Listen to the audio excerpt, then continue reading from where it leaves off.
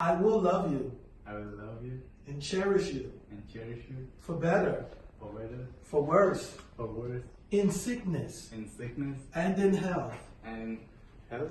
as long as Hi everyone, this is Kishore And this is Jillian. and welcome to Black and White. Yeah. So last time where we left off, I think we left off that I proposed her on 25th of December on Christmas Eve in front of her family, and then she moved in with me. And yeah, after that my life changed basically, because when I came here I used to live alone. That's what I got used to. Even in India, I left my house when I was like 16 years old, and I did my bachelor's. After I got my job there, I used to live with my friends, like my Indian friends whom I knew from my college. And even here, after I got my job, like I was just like used to living alone. And for me, like I wanted to live my life in certain ways. I wanted to do certain things in certain way, and that's what my mold was. But when she came, everything changed, because then I had to adjust with like so many things, starting from like cooking, cleaning. I knew basically like I'm not kind of person who doesn't like cleaning, but after she came, like we had to clean like every other weekend. No, my standards are a lot higher with cleaning, so I clean every week and I change the bed sheets every week. And we live in a small apartment, so it's not much of a hassle. But I'm also a big believer in gender equality. So everything that we do, we're best friends, we're teammates, we're partners, life partners. So we do together. Sometimes he'll cook, sometimes I'll cook. We'll clean together. Yeah. We will do laundry together, so that one burden isn't on one person, because of we both work, we both earn. So that was an adjustment from it. My personal take moving in, of course, whenever two people move in, there's adjustments, right? Because each of them are used to living alone or different circumstances. And we're from different cultures, different backgrounds, so we have different expectations. But because we love each other and we already understood each other and, made this commitment, I honestly felt like I've known him my entire life.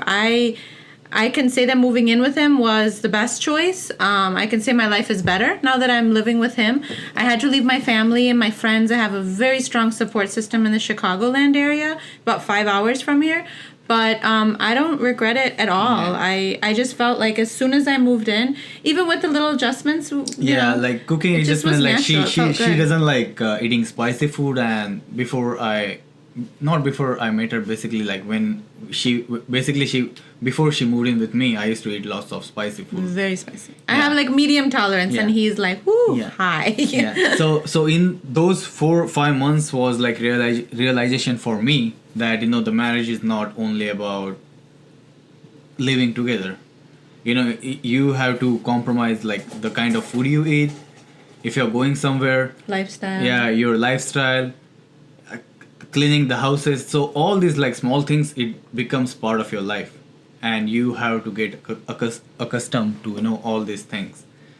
And even gender roles were different because of our backgrounds and examples and everything. For me, I feel that one of the big purposes of a marriage is to inspire each other to grow, to learn, to become better people.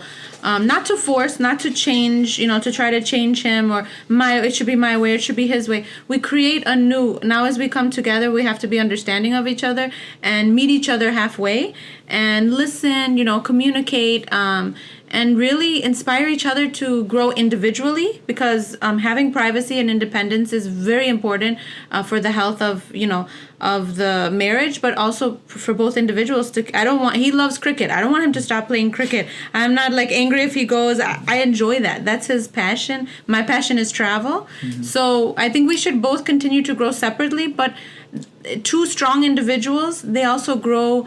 They become stronger together when they don't lose their individualism and independence, but they're also growing closer together. That foundation is strong. Yeah. So apart from like all these small things, the one other aspects that I was dealing personally was I wanted to introduce my my fiance basically to my family.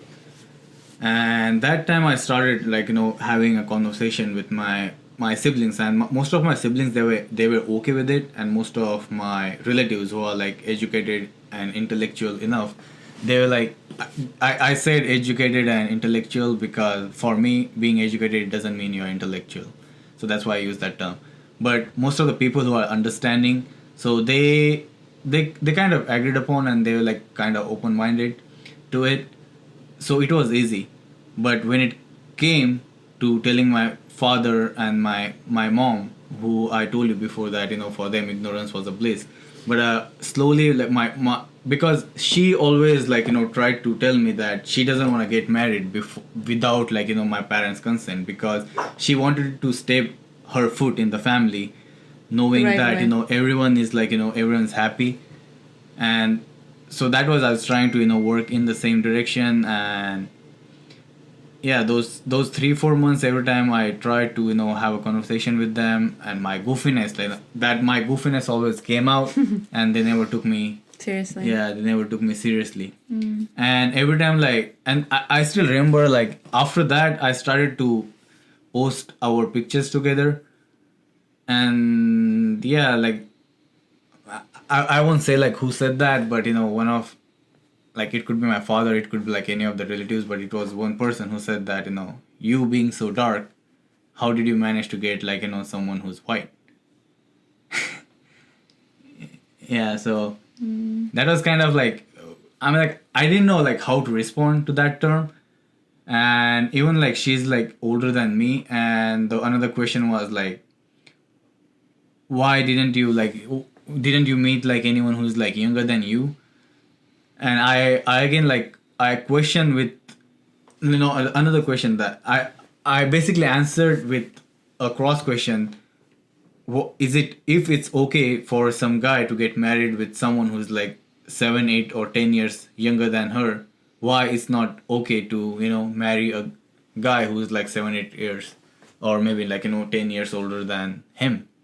So basically it's like Double standards. yeah, double standards, or maybe it's a mindset somewhere. I think like the Indian male, they're like privileged in that society, because let's suppose if because for me, if you want to fall in love, you don't go and ask them like, hey, what's your age, or how much do you weigh, or what's your caste. You don't ask those things. If you see someone and you just fall in love, and that's what happened with us basically. Yeah. Yeah. He's a very caring guy. He has a lot of very admirable traits that swept me off my feet. He's not your typical. It's not like he knew about romance or being a gentleman, because he comes from another side of the world. The culture doesn't teach that. So I still to this day have to be very patient, and I'm very proud of him because he has grown immensely. He has learned so much, and he's very open, so he's receptive. And I am also respectful in feedback or letting him know or teaching him oftentimes. But one thing that sticks out to me that I'll never forget is when I moved in, something that's been important to both of us, not only because when we met, but even before we met, is exercising. So both of us really enjoy going to the gym, or even being outside, being active and working out. For different reasons, we obviously have complete opposite goals. Yeah, complete opposite in the sense, like, if you go to restaurant together, they will never believe that we are together. Oh yeah, that's true. Yeah, they'll ask true. like, that is also one of the because we don't look like the picture perfect couple, because we're so different. But we have a very healthy relationship. If you compare to picture perfect, it's not always. But we fight looks too. can be. We fight too. We sometimes argue, yeah. So, but I was back to the thing. We would go to the gym. That was in our regimen, like every week, probably average 4 or 5 times a 4 week. to 5 days. And he would go to lift weights, and I would do cardio, be on the machines. But one thing I always loved about him is that he was so caring, and he would always like look after me. So after maybe 25 minutes, he would come to my machine wherever I was, whether it was elliptical, treadmill, Stairmaster, whatever, and he would ask, like, he would try to be cool, like play it like Rico Suave, So, what's up? How are you? Is everything okay? You're doing good? Every single time. And we would go 5 times a week. So I'm like, the fact that he's thinking about me, even though he's, lifting his weights and everything, I'm in my own zone, listening to podcasts, listening to music. And he would take the time to come to me and say, are you okay? Do you need anything? Can I do anything for you? You want to stay like another 15 minutes? Okay, cool. How much longer do you have in your workout? Okay, see you. So, I mean, that like was one little thing that it showed me. That's just an example of his heart. He has a huge heart. He doesn't show to a lot of people. His facade is goofy and sarcastic and, kind of the... But I think it also comes from, being from Indian culture where, a husband and wife, you won't see them holding each other's hand in public. So I won't say it's a taboo, but people, they try to stay away from, holding each other's hand or hugging in the public. And here it's normal. Yeah. PDA, if you don't do it, you don't love each other. Like it's not like a Gandhi baad. It's a way of, there's a dirty way and there's a way. Holding hands is not a big deal. Hugging, giving a kiss on the cheek or even a kiss on the lips, it's fine. If you go more than that or if you get like, okay, then that's inappropriate in public. But it was difficult for him when we were dating at the beginning to understand and, and I also didn't understand what is wrong with him. Why is he so keeping so much distance and acting so awkward? Yeah, so after like she moved in with me, like I started hanging out with some of her friends, and I think like that was the time I really came out of my shell. And when I say my shell, it means like before that I was only being surrounded by my Indian friends. I'm not saying they're bad, but if I'm in United States and I'm hanging out only with Indians all the time, and every time we have to plan something, we will always end up going to Indian restaurant. Or if you want to go and watch a movie, and most of the times we always ended up going to like Indian movie. So that was like a certain norm for me. But after I met her and I started hanging out with her friends, and most of her friends, they're like from Mexico, they're from like Chile, they're from, like all over the world. And for me, I started growing and I started learning about the cultures. And that time I knew, like, I'm not saying like Indian culture is bad or Mexican culture is bad or, the American culture is bad. But that time I started to, pick good things from each other culture and basically I tried to, grow a better version of myself. So in those 4 or 5 months, and it helped me. It helped me like, mentally. It also helped me to understand different cultures, and I just started treating people with respect. It doesn't matter like, what ethnicity you belong to or what nationality you belong to or what language you speak. So for me it was like, a growth, and it was Growth period. Yeah, it was just growth period for me. And for me, it was natural. Honestly, people were like, oh, how's the adjustment? How do you feel? Do you miss home? And I said, home is where the heart is. I am home. Like, I'm with the love of my life. I truly believe he's my soulmate. He makes me very happy. And I just, the minute that I moved in, I felt that this was my home. I didn't need adjusting. I didn't get homesick. Everything felt so comfortable. And that even reaffirmed more in my mind that, okay, this is the right decision. We're taking the right path. Like, we have to be bold. But I did always tell him, even before engagement, that I'm a traditional girl. I come from a very good family where we are very close-knit. We are full of values and even extended family. Thank God I'm very blessed in that sense. So I am traditional in the sense that he had to ask my father for permission to, propose to me. And even I started going out with you, to churches like every Sunday. Like, not often, but... At the beginning, every Sunday we would go to church together. And even that time, like, I would like to comment that if, like, some of my friends, if they knew that, I'm going to church, they're like, oh, are you going to convert to Catholic now? So, I'm like, for them, maybe it's not like, something they're like trying to bully on or something they're trying to judge, but it just comes off naturally. So unless you're like, trying to roam around or try to mix with like other cultures, you won't think like, know what's out there. There's a whole world out there that we don't know, unless we explore and we're open to exposing ourselves. So yeah, I really stressed to him that I didn't feel comfortable. I didn't want to move forward. That parents are very important. They give us life. I value family. I value relationships. I always take good care of relations. But I have a language barrier. I do speak Hindi. I don't speak his mother tongue Marathi. So and plus knowing that they were not open to talk to him about it, I'm like, well, this isn't my place. He has to.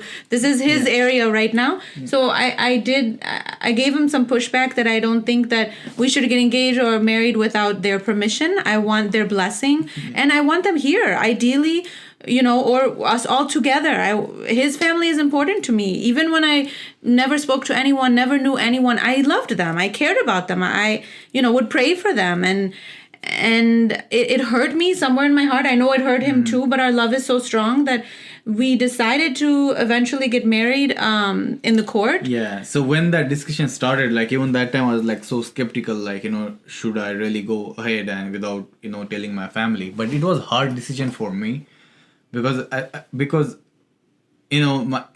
my father, they basically I'm the first one who came to United States, from my, and the eldest. Yeah, from my dad's side.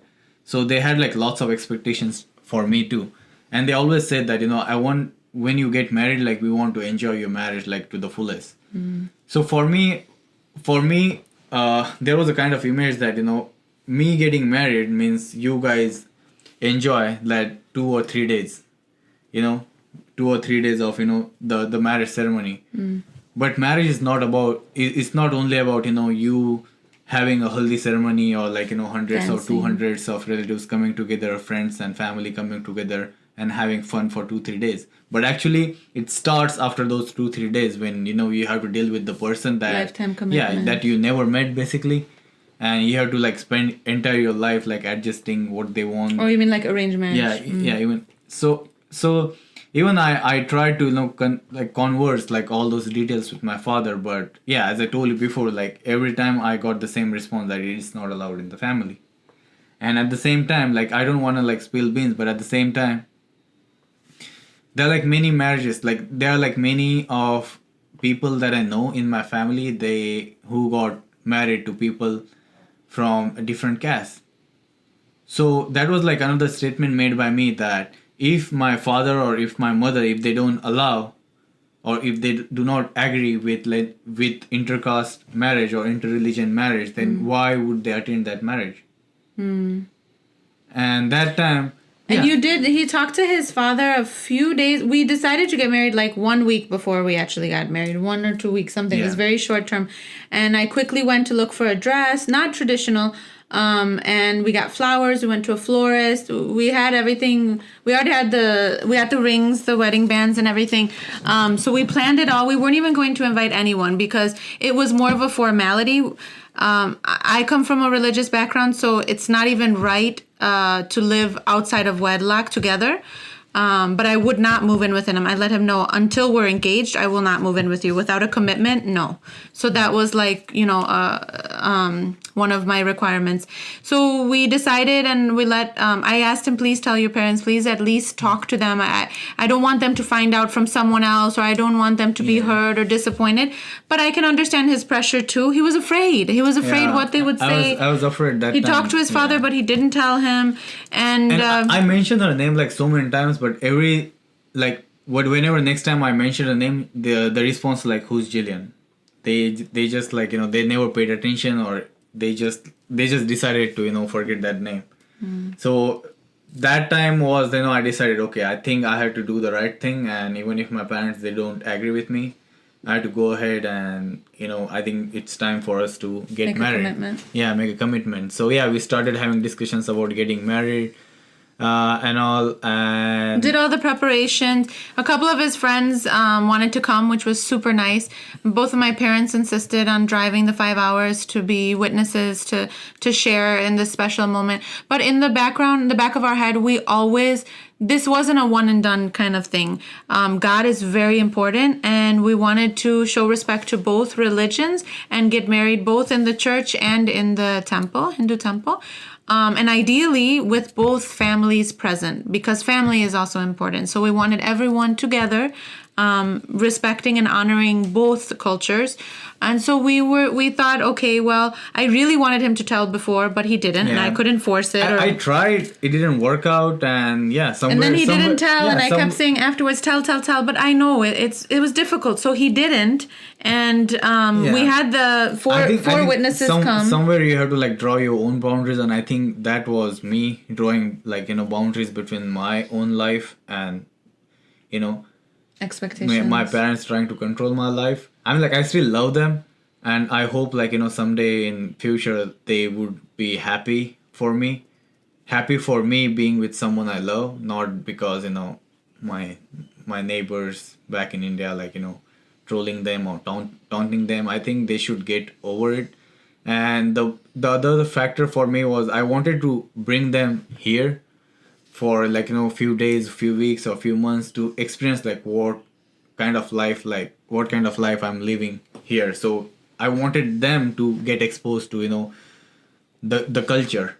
I wanted them to have conversation with her personally. And have a good perspective to first see how we're living, how we respect, how we love. It's different. Yeah. It's not traditional Indian, but it's also not traditional American. We bring the best from both cultures and make it our own. Yeah, if you unless and until you try to make efforts and try to know like a different culture or different people, you will be in your own world. Yeah, own world. It's like a frog in a pond. For him, it will feel like that pond is the world. But unless he get out of the pond, he will never know like what kind of world and what kind of opportunities or what kind of benefits are there. Mm-hmm.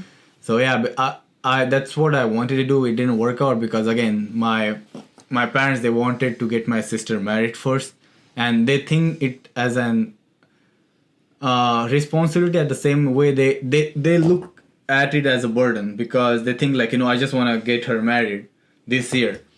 But if you put a timeline, or if you put like a certain deadline for such a huge commitment, because people will try to get someone married in like so much pressure, under so much pressure, and basically I don't want my sister's life to get destroyed, because and even with this like COVID-19 pandemic, no one's thinking about marriage, no one's thinking about having expensive travel. Most of the people, they're thinking about their own lives and their daily their survival. So no one's thinking about marriage right now. But at the same time, for my family, it's like we need to get your sister married this year at any cost. And at certain point, what happens, like person gives up. For her, it's difficult to say no. And if they bring like any proposal, any person, she might say yes. But if she might say yes for her love for my parents, but I just don't want her life to get ruined. And so that was my purpose, to bring my parents here to expose themselves to the culture, but it didn't work out. So yeah. Yeah, but yeah, we started like then we went to where I went to the county office where I get the marriage certificate. Oh yeah, we had to do all the legal preparations. Yeah, so we started having. And it was difficult. It was new for him because obviously, I mean, even in my family, they don't do court marriages. It's always in church. That's the only one, because for us, marrying in front of God's eyes is the most important. But it was very sweet for me, like to have the 4 people there with us was awesome. My we friend looked great. Shrikant was there. Parthiv was there, and her mom and dad. My mom and dad, they were there. So and during the vows, there was one funny thing and one sweet thing. So during the vows, he got confused because it wasn't like, it's not natural. It's not to my him. first language, so the. And you're not accustomed to that. Yeah, no, not a priest. The officiant or something. Okay, official. He said, you have to repeat after me. I, Kishore Mahajan, take you, Jillian Everhard, to be my lawful wedded wife. And you have to repeat. And there's one part that says that I will always, in sickness and health. So, I mean, when you're sick. I heard hell. He thought hell. So he looked at me. My eyes popped. He looked at me like, should I say that even in hell? I'm like, health. He's, oh, okay.